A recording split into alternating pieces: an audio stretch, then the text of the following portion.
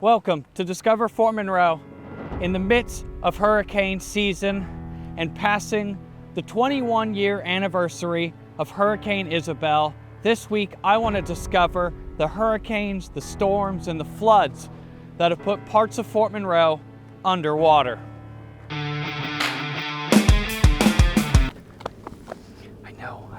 I know you've really wanted this back, the storm chasing, all that. I know you've wanted it back. I've got you, don't worry.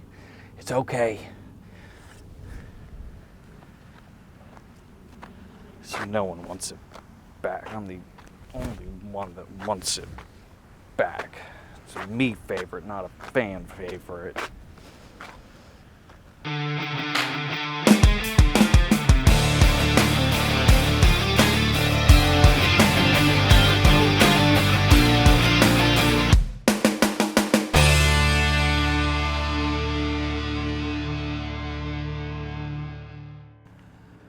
The Great Atlantic Storm, or the Ash Wednesday storm, submerged these streets in the spring of 1962. Take a look at this photo of where I'm standing. The Great Atlantic Storm was an extreme nor'easter that was rated one of the 10 worst storms in the nation for the 20th century. And what made it so destructive was that it refused to leave. During its 3-day stay, bringing 60-mile-per-hour winds across 5 high tides and large amounts of snow, it's easy to see how tidal flooding was such an issue. Now, during the spring equinox, atmospheric conditions do cause slightly higher tides, but when combined with an unusual 3 pressure areas, it led to an Ash Wednesday the mid-Atlantic states would not forget.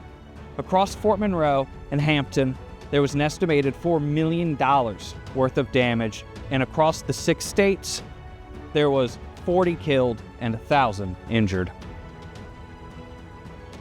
10 years later, we find Fort Monroe underwater again, but in a much less treacherous scenario.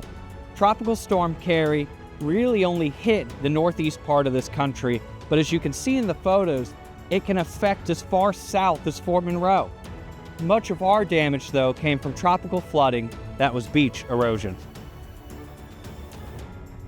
We've saved the worst for last, the benchmark setter of hurricanes, the worst seen in this area since 1933, Isabel.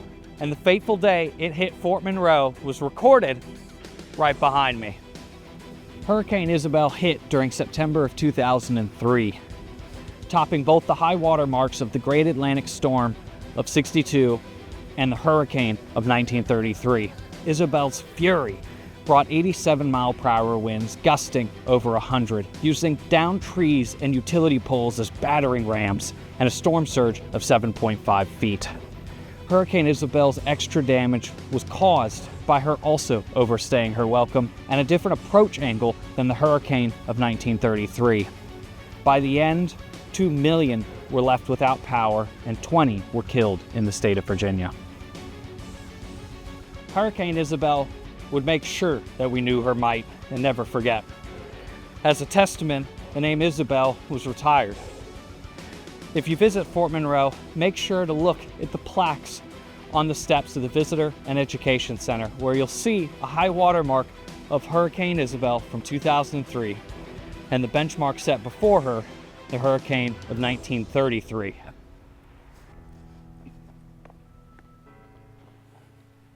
These storms left us a lot of important lessons to learn. And after Isabel, we saw how badly it can affect us.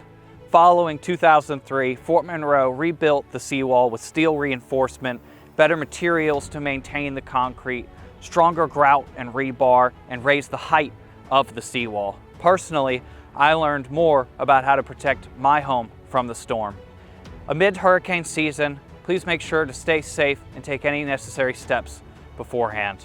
Thank you for watching Discover Fort Monroe and following these storms through time. Make sure to follow our Facebook page and subscribe to our YouTube channel so you can join me in the next one.